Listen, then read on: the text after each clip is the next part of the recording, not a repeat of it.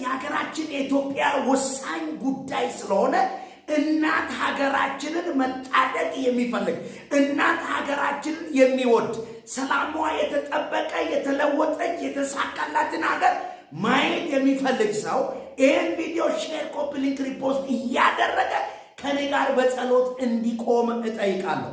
ዛሬ ነሐሴ 8 እየጾምኩ እየጸለይኩ ባለሁበት አንድ ካይሮ ላይ ግብፅ ካይሮ ላይ አንድ ምክር አያለሁ።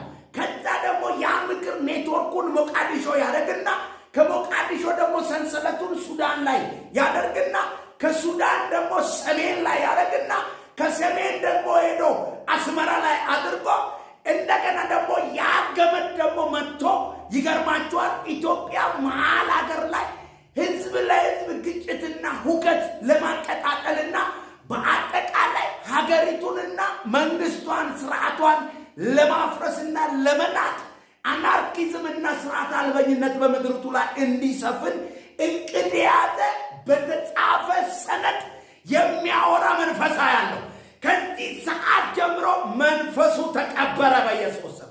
ኢትዮጵያን ሊቀብር የወጣ ሊበታትን የወጣ ሊመታ የወጣ የአመፅ ምክር በኢየሱስ ክርስቶስና ስልጣን ተሰበረ።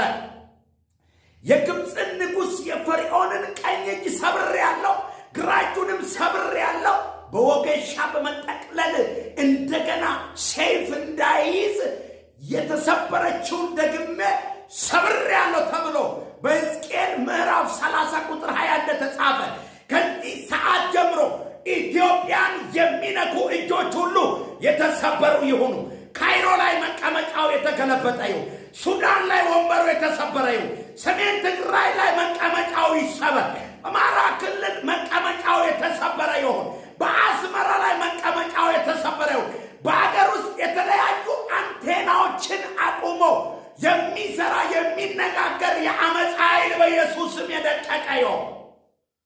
ይሰበር በኢየሱስም። የጥፋት ኃይል የጥፋት መልእክተኛ አቆንቁቦ የዚችን ሀገር ውድቀት የሚፈልግ በኢየሱስም የተመታ ይሁን። መንግስቷ የጸና ይሁን። ህዝቧ የጸና ይሁን። ድንበሯ የተጠበቀ ይሁን። ሰላሟ የተጠበቀ ይሁን። ይህች ሀገር በጌታ በኢየሱስም ዘንዶው የተቀጣ ይሁን። የሰራዊት ጌታ እግዚአብሔር እንዲህ ይላል፣ ኢትዮጵያን ሀገረ መንግስቷን ለማፍረስ የሚሰራው የአጋንንት የዲያብሎስን ምክርና ሐሳብ ቀብር ያለዋል። ዛሬ ነሐሴ 8 2018